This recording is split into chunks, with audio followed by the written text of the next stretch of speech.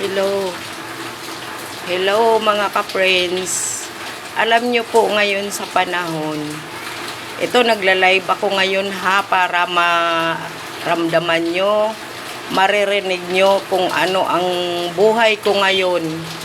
Ang buhay ko ngayon ay napakalungkot. Bakit? Marami akong mga kadugo, mga kapatid.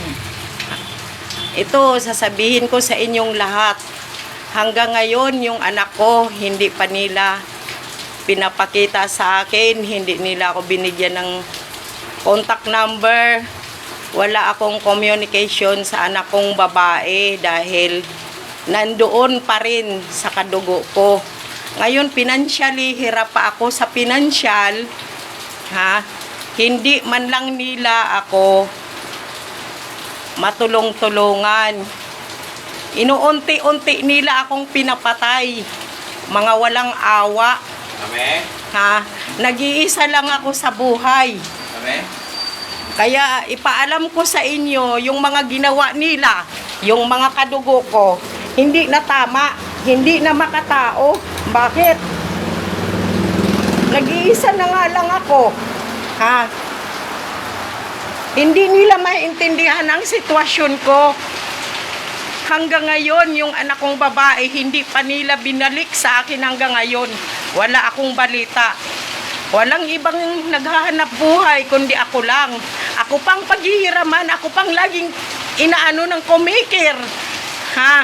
Hindi man lang nila ako maabutan kahit sintabo. Nag-uupa pa ako sa bahay. Walang ibang tumutulong, puro kahihiyan yung mga ginagawa nila sa akin. Hindi na tama yung mga ginagawa nila sa akin. Masakit na. Gusto na nila ako patayin. Gusto na nila ako patayin, makasarili. Walang mga awa. Kung talagang tinuturing nila ako na kapatid, ako ang bunso na babae, dapat hindi nila ako ginaganyan. Kung gusto nila na hindi sila mahihiya, ayusin nila yung mga pagkakamali nila sa akin. Hindi na tama yung mga ginagawa nila sa akin. Lagi na lang ako nanahimik. Ngayon hindi ko na kaya. Hindi ko na kaya. Bakit ako nagla-live? Para malalaman nila kung ano ang mga pagkakamali nila sa akin. Pasosyalan, pagandahan, pero yung mga kasalanan nila, mga pagkakamali nila, hindi nila inaayos. Masakit na sa kalooban ko. Puro na lang ako pagpakumbaba. Hindi ko na kaya ang lahat ng mga ginagawa sa akin. Hindi ko na kaya. Kaya pakishare na lang pakishare ninyo para maririnig nila. Lalo na yan si Barbara Villegas. Yung anak ko hanggang ngayon, yung anak kong babae, hindi pa rin nila binalik. Hindi pa rin nila binigay sa akin. Walang communication.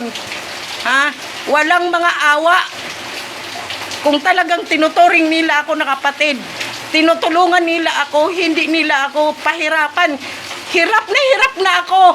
Kaya mga ka-friends, i-share nyo para maririnig sa buong mundo yung mga mali nilang ginagawa.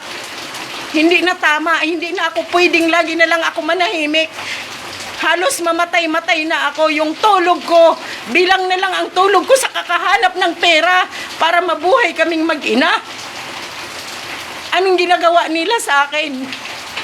Hindi pwede na lagi na lang ako manahimik. Puro lang sila kasosyalan. Mga walang awa. Gusto na nila ako patayin. Ngayon palang nagsasalita na ako. Gusto nila ako patayin. Kasi kung tinuturing nila ako, minahal nila ako bilang kadugo, bilang kapatid. Tinutulungan nila ako. Hindi nila ako pinapahirapan. Ngayon pa lang nagsasalita na ako. Ayusin niyo ako kasi ayos ako. Napapagod na ako. Pakishare na lang sa lahat ng mga nanonood sa live ko. Pakishare na lang para makarating kay Barbara Villegas sa lahat ng mga kapatid ko, sa mga kadugo ko. Lumugar sila sa tama, o puro sosyal. Ayusin nila ako. Lahat ng mga kapatid ko. Kung nanood man kayo, ayusin niyo ako. Kung may kahihiyan kayo, ayusin niyo yung mga pagkakamali niyo. Siguro naintindihan niyo ako, pagod na ako. Pagod na ako. Salamat sa mga mag-share sa video ko, sa live ko. I-share nyo para marinig nila. Mapang-abuso.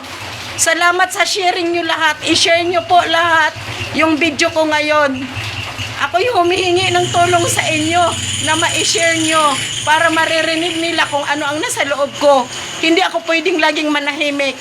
Yun lang ang masasabi ko. Masakit na yung dibdib ko. Hindi ko na kaya.